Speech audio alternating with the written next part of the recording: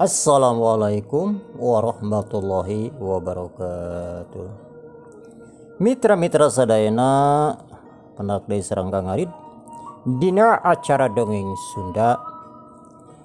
Dongeng Sunda anu nyanak judul Anak Yatim Piatu ayeuna teh seri ka-8. Kumaha mitra-mitra ieu lajenganana Jang Dharma anu teras dikakalakeun ku Mang Uriknya. Anu maksudna mah nyaeta bade nyanak hartana, bade ngarebut lah cohagna mah. Dugikeun ka kamari Ki Wahdi tarung sareng Abah Jadug, nanging Abah Jadug teu tiasa nandingan Aki Wahdi. Mitra-mitra sadayana supados teu nyangkolong tingan waktu sumangga ieu acara dongeng Sunda urang kawitan bae.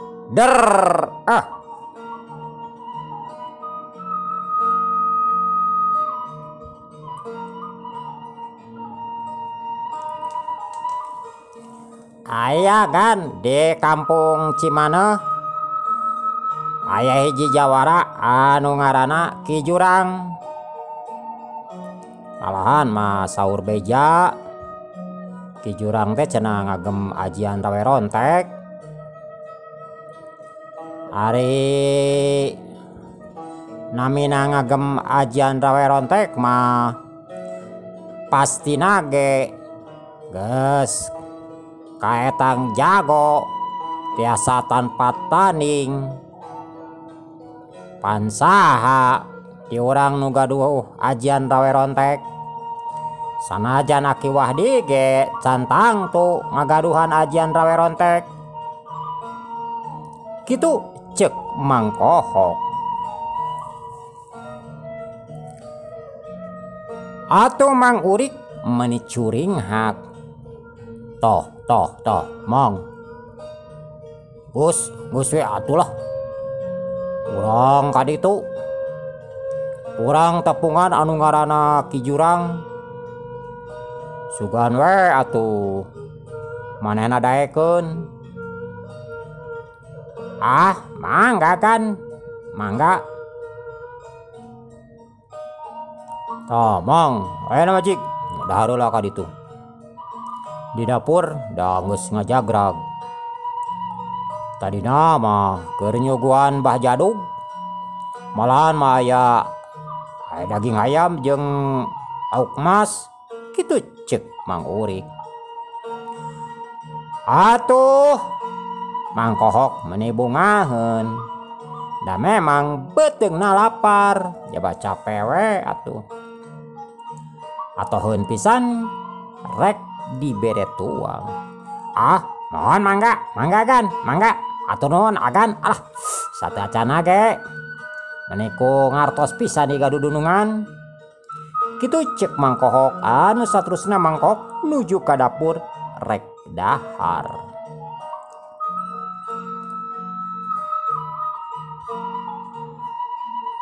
Harita Mang Kohok dicarek ku Mang Urik. Mang cenah ulah balik. Geus we sare di dieu. Sabab subuh-subuh ke cenah urang langsung nepungan ka Ki Jurang.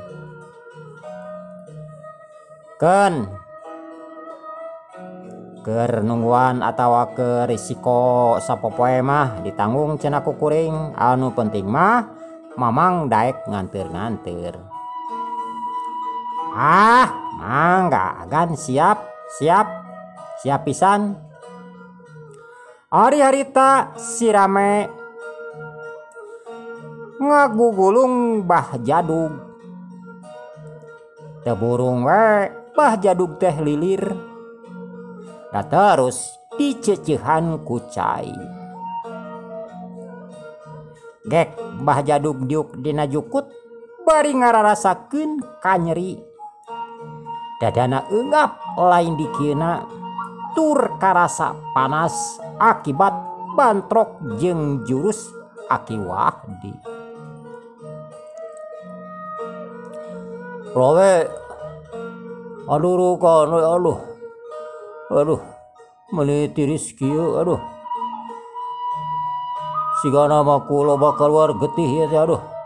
Biasa para nastiris kieu kitu cek Bah Jadug. Bari semu anu ngaharurung. Oh, nya Bah, nya kan urang ngadurukan. Da emang ieu mah kudu ngadurukan jaba loba metuk. Anu saterusna si Rame ngumpulkeun regang kai anu gararing. Teu lila da regang kai pohara. Terus diseungeut atuh kaayaan di dinya teh jadi caang tur karasa ku Bah Jadug awakna haneut. Ayeuna mah Bah Jadug teu ngadeg-deg teuing saperti tadi.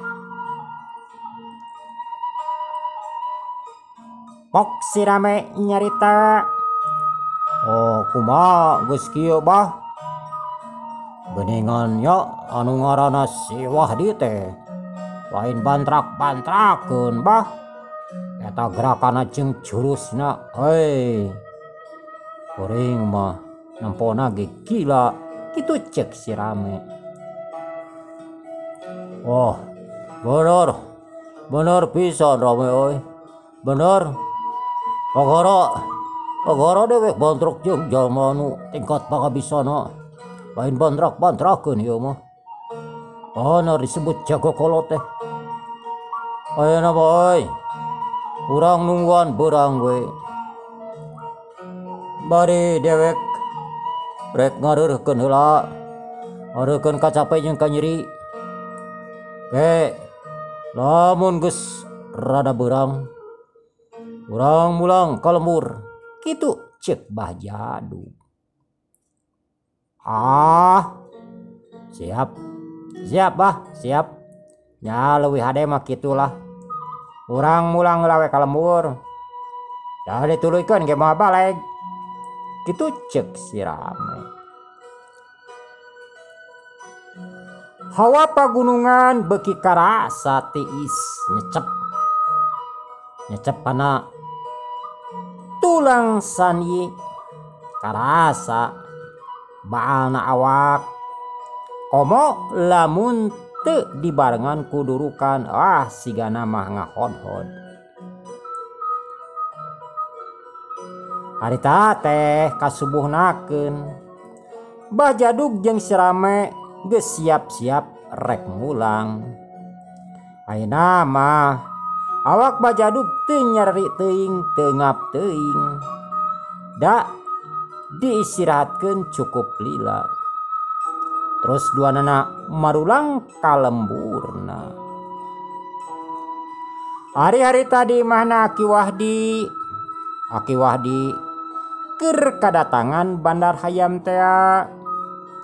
Geus sapuk harga terus eta hayam diduitan nyata ku bandar. Cek Aki Wahdi lumayan cenah boga sabulaneun keur tuang duaan. Ari Aki Wahdi mikir kumaha keur nguruskeun ieu masalah nyaeta masalah mangurik jeung Jang Darma. Ancek pamikir Aki Wahdi ieu mah kudu badami jeung pengurus nyaeta jeung tua kampung jeung palebe katut jeung Pak RT. Sabab ari ieu mah geus bageanana pengurus. Sabab lamun diantap bisa-bisa ngaran si urik cenah bisa-bisa ngakalakeun boh ka manehna boh ka Jang Darma.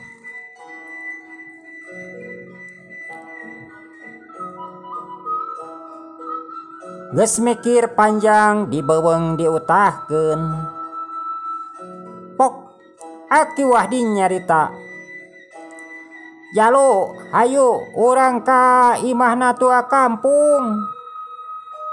Urang bebeja kajadian masalah ieu teh ameh kanyahoan ku pengurus. Kitu cek Aki Wahdi.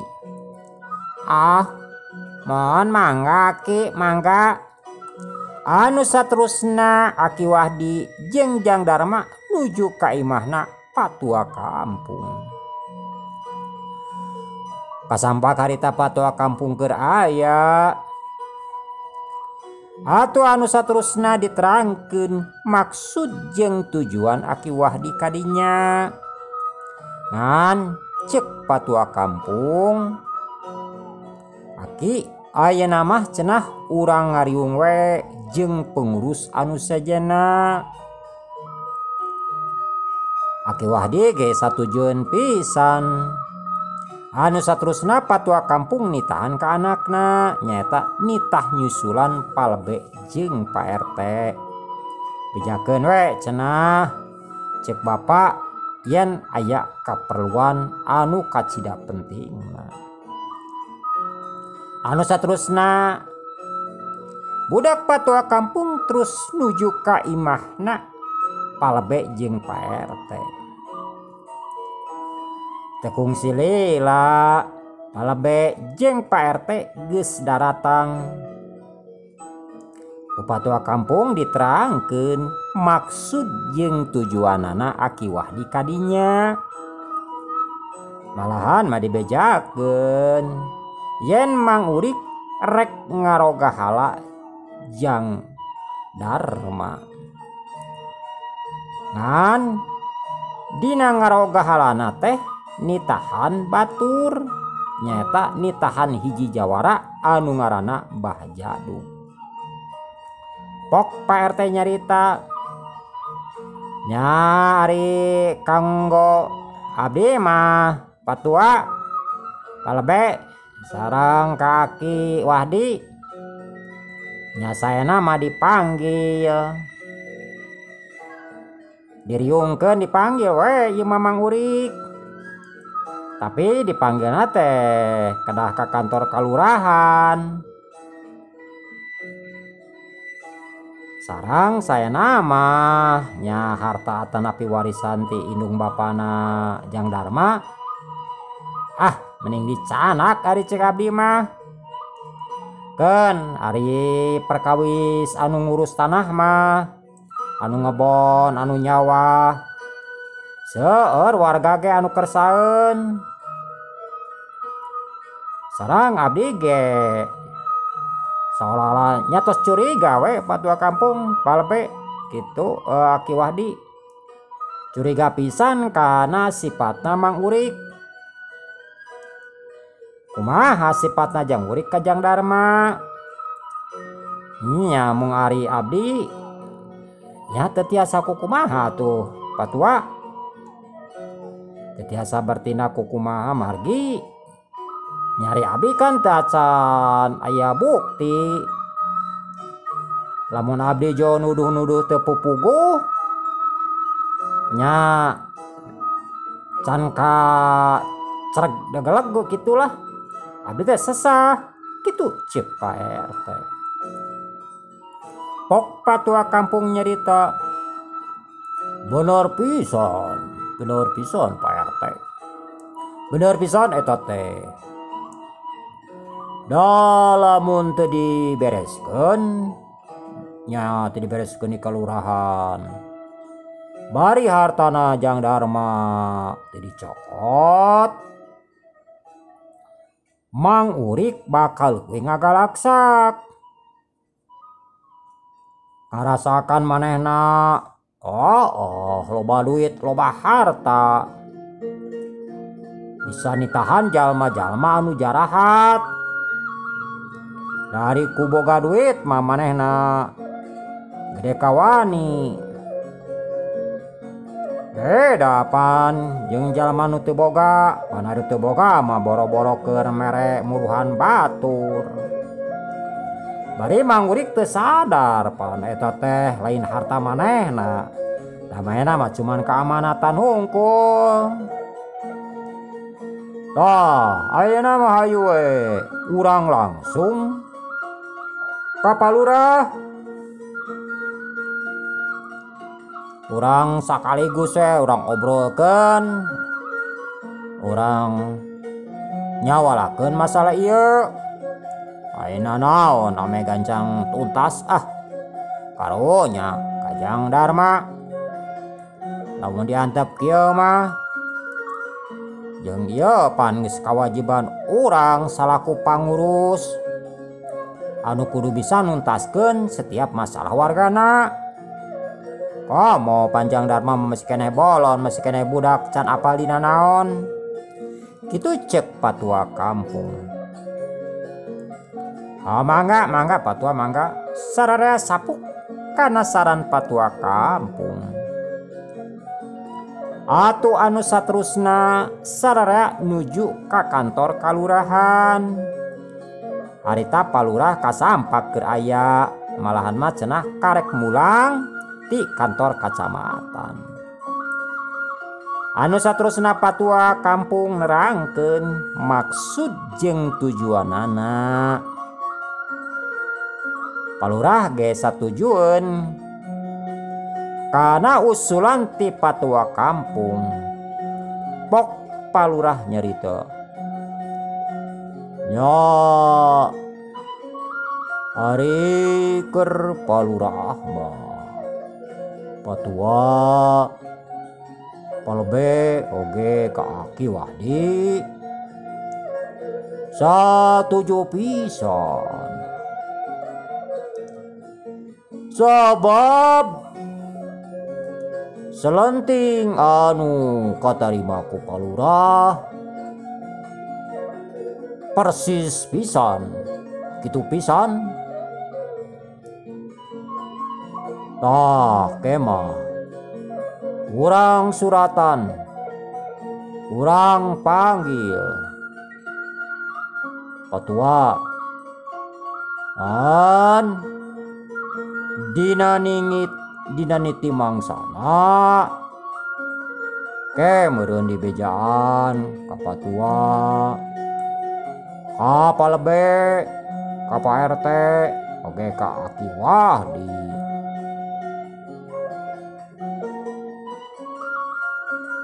Jeung palurah anuhunkeun pisan ka Aki Wahdi anu tos ngurus Jang Dharma, kitu cek palurah. Pok Aki Wahdi cumarita, palurah eta mah geus kawajiban Aki. Komo ieu Jang Dharma budak yatim piatu, sakuduna urang nulungan, sapantesna jeung sapayusna. Ari Jang Dharma boga saha, boga paman sasiki-sikina ge kalakuanna kitu patut, kitu cek Aki Wahdi. Mohon kitu Aki leres pisan naon anu disaurkeun Waki, kitu cek palurah. Atu anu saterusna sanggeusna beres badami terus sararea marulang deui. Marurang ka imahna bari cek palurah ke dina niti mangsana rek dibejaan ku juru tulis atawa ku pagawe kalurahan nu sajena. Hari-harita Mang Urik jeung Mang Kohok subuh keneh geus aringdit ka kampung Cimaneuh. Ari anu maksudna rek nepungan ki jurang. Nyaeta anu boga ajian rawe rontek teh. Harapan gede keur Mang Urik mah piraku cenah si Wahdi ayeuna mah bisa menang ngalawanan ki jurang anu ngagem ajian rawe rontek.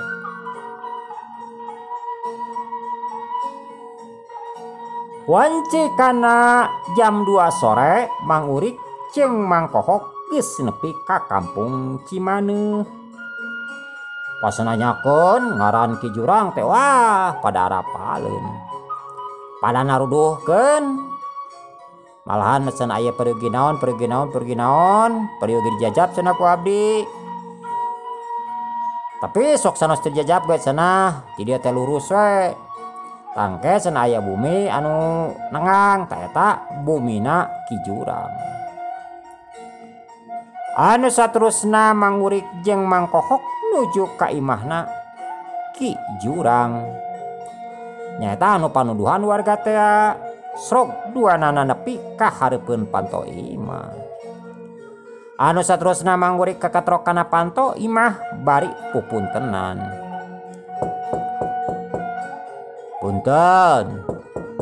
Punten. Ti jero imah aya anu nembalan bari kadenge aya sora anu lempang dina palupu. Brai Panto imah dibuka. Ti jero imah aya anu kaluar dedeganana jangkung badag. Pomisna kandal ngacedig. Panona beureum tur bolotot matak sawan bodak anu nempok. Oi tamu sok ka jaroro kitu cek anu boga imah nyaeta Ki Jurang. Atuh Mang Urik jeung Mang Kohok gancang asup ka jero imah gek duana dariuk dina palupu. Pok Ki Jurang mimiti nanya. Nyaeta ka Mang Urik jeung ka Mang Kohok. Punten mamang. Punten. Di mana teh? Aya naon? Da datang ka dieu. Kitu cek Ki Jurang. Pok Mang Urik nyarita. Mohon Ki. Nepangkeun abdi duaan hari abdi ti kampung Cihonje. Nami abdi Urik, ieu namina Mang Kohok. Nyaeta padamel abdi. Ari maksad abdi ka dieu. Tebih-tebih di jugjug, anggang-anggang di teang.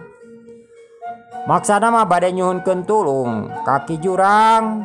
Kitu ceuk Mang Urik. Itu. Ya, syukur atuh. Mang Urik, Mang Kohok. Ari minta tulung naon ka kuring.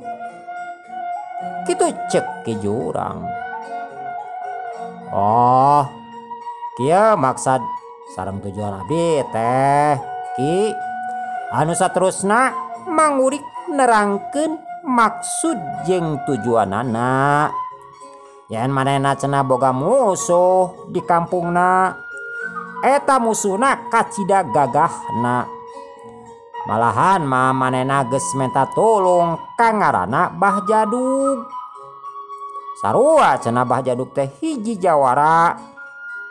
Tapi Bah Jaduk teu bisa ngelehkeun anu ngaranna Aki Wahdi. Tah kitu Ki maksud abdi ka dieu teh. Gitu. Ari keur kuring mah teu nanaon. Ari wani bayar mah. Ari kaharti mah anu penting mah kuring mah duit we. Ari masalah pagawean da. Kitu kene kitu cek Ki Jurang. Perkawis bayaran mah tenang Ki. Tenang. Kitu nate Mang Urik kencang ngodok saku baju. Kitu nate bari mikeun kantong leutik anu jerona duit. Ieu Ki. Ieu mah etang-etang tali kadeudeuh we. Nanging upami Ki Jurang tiasa nuntaskeun masalah tilu lipat ti kieu. Ku abdi dipasihan, kitu cek Mang Urik. Atuh Ki Jurang mane colohok bangong. Ningali eta kantong duit. Kituna teh Chef Wakto.